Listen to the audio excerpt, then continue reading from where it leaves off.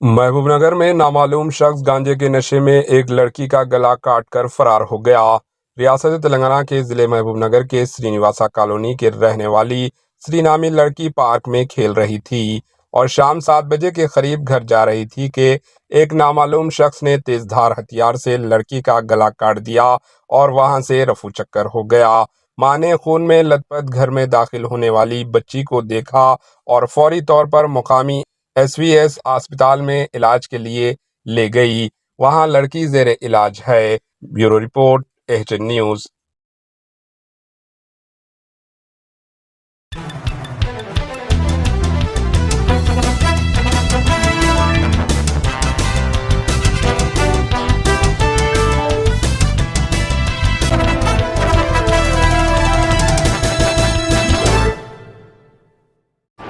HN news को like करें, share करें और सब्सक्राइब करना ना भूलें।